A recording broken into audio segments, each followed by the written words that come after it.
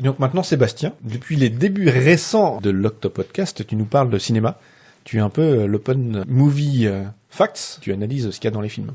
Et je compte d'ailleurs bientôt créer un site internet où les gens pourront voir la composition des films et voir si le scénario est composé d'ingrédients naturels ou totalement immangeables. Donc là, tu vas nous parler d'un machin qui s'appelle Room. Oui. C'est un mot en anglais, Room, R2OM.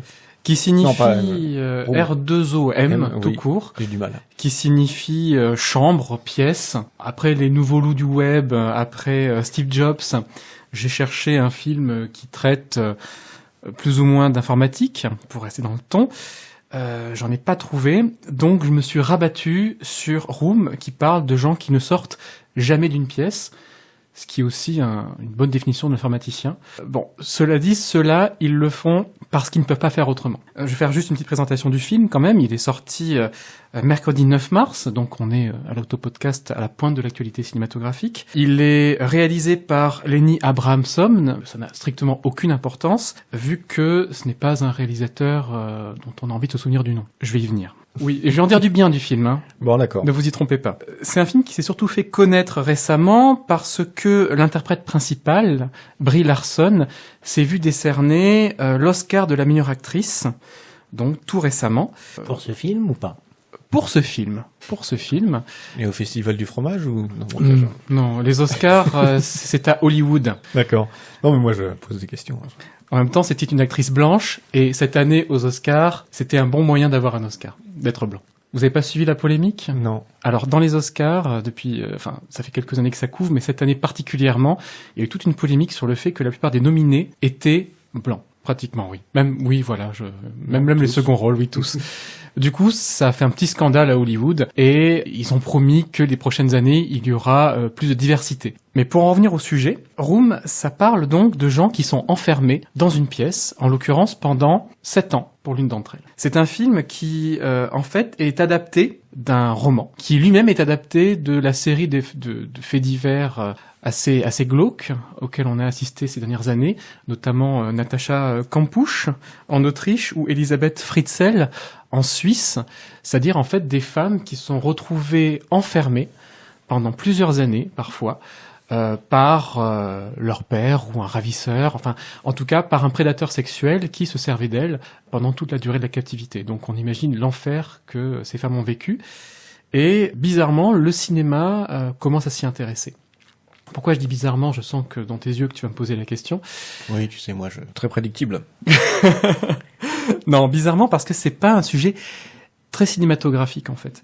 On imagine un huis clos avec des actes, quelque chose de très répétitif, des actes qui sont quand même à la limite de l'immontrable, parce que c'est un enfer comme ça quotidien et c'est presque indécent que d'imaginer faire partager le calvaire de ces femmes. Et ce film-là, justement, je le trouve intéressant parce que même s'il ne brille pas par sa mise en scène, même s'il n'a rien de mémorable sur pas mal de sujets proprement cinématographiques, en termes de récit, il fait des choix qui sont très intéressants et qui, je pense, sont dus à la scénariste qui fait preuve de beaucoup plus de subtilité que ce qu'on pouvait craindre sur un tel sujet. Et tu as son nom, puisque tu disais que le réalisateur que tu as nommé ne méritait pas qu'on s'en souvienne, mais du coup, si c'est elle qui a fait tout le boulot, ça serait peut-être bien de la nommer. Oui, certes. C'est vrai que le cinéphile de base cite toujours le réalisateur, même quand c'est pas intéressant. Là, du coup, elle s'appelle Emma Donioyou, et son roman s'appelle également Room. D'accord, c'est elle qui a écrit le roman d'origine, donc c'est une adaptation de son propre roman. Et ce qui fait d'ailleurs peut-être que le film est intéressant, c'est que c'est finalement devenu assez rare à Hollywood que ce soit les écrivains qui adaptent pour le cinéma leurs propres livres. Et là, pour le coup, on sent peut-être un peu plus de fidélité que dans l'adaptation moyenne. Bon, c'est une théorie que j'ai. Donc de quoi parle Room ? Ça parle de ces personnes enfermées. Et la petite subtilité, c'est que cette femme, en l'occurrence, qui est jouée par Brie Larson, a eu un fils de son ravisseur. Ça fait 7 ans donc qu'elle est dans cette petite pièce, totalement claustrophobe, et son enfant, qui est un fils, Jack, vient de fêter ses 5 ans. Et le film commence là. Ce qui se passe, en fait, c'est que le début du film raconte au quotidien leur claustration, comment ils font pour occuper le temps. Et là, à la limite, on pourrait se dire que ça va être glauque, mais le film a un parti pris qui est plutôt intéressant, c'est de filmer à hauteur de l'enfant. la mère, en fait, pour sauvegarder son enfant, pour le préserver, lui a dit des mensonges quelque part pour lui expliquer que le monde se réduisait à ces 10 mètres carrés. Et du coup, le film prend le parti de montrer cette chambre presque avec des yeux d'enfant, presque émerveillé par moments. Alors, il y a un moment un petit peu malaisant, avec forcément ce choix, qui est accentué par le choix de la musique, par exemple, qui est une musique presque à la Danny Elfman, je ne sais pas si vous voyez, des musiques du film de Tim Burton, il y a un côté presque de conte de fées, et on se dit, oula, mais où est-ce que je suis tombé, quoi? On est en train de regarder un film d'horreur, filmé avec presque de la joliesse. Et c'était un peu gênant. Et puis, au fur et à mesure de la projection, je me suis dit que c'était pas un choix totalement idiot. Puisque, premièrement, ça permet, les viols ne sont pas représentés, ça permet de rendre le quotidien de ces captifs presque regardable, et ça permet aussi de montrer quelque chose que je trouve assez intéressant, c'est la façon dont, dans un monde hostile, profondément malsain, il y a une transmission qui reste possible. Comment, en fait, cette mère, par amour pour son enfant, ce qui n'est pas donné au départ, hein. On peut imaginer que le fils de son propre ravisseur, on puisse le rejeter, mais elle tient par l'amour qu'elle a pour cet enfant-là, et elle le sauve quelque part, elle lui inculque, elle lui transmet des valeurs qui paraissent totalement décalées dans cet univers, dans cet univers totalement réduit à la survie. Elle lui inculque le rire, l'imagination, et c'est assez beau. Ça m'a fait penser à un autre film sorti il y a quelques années, qui était également adapté d'une œuvre littéraire, et qui s'appelait La Route. Je sais pas si vous l'avez vu, sinon. Ouais, j'ai pas dormi de la nuit après l'avoir vu. Il est vraiment très fort. Et justement, c'était un film aussi qui parlait de transmission, qui parlait de la manière dont, dans un monde où ça n'a plus de sens, un adulte cherche quand même à passer des valeurs à un enfant. Et quelque part, il sauve le monde grâce à ça. David? Oui, moi le scénario, ça me fait penser à La vie est belle de Roberto Benigni. Un petit peu, non? Cette histoire de l'adulte qui cherche à masquer l'horreur à l'enfant. Oui, sauf que dans le film de Benigni, que je déteste profondément... Moi aussi, c'est pour ça que je pose la question. Dans le film de Benigni, c'est totalement outré, c'est outrancier, et puis à la fin du film, la morale, c'est qu'il faut mentir parce que la fiction est plus belle que la réalité, et puis ça rend tout supportable, ce que je trouve un petit peu limité comme discours. Là, ça va quand même un petit peu plus loin, puisque, une fois atteint un certain âge, l'enfant va lui dire la vérité. Et tout le film va être en fait dans l'évolution du regard de l'enfant. Alors attention, là je fais une petite pause. Je vais peut-être un peu spoiler le film.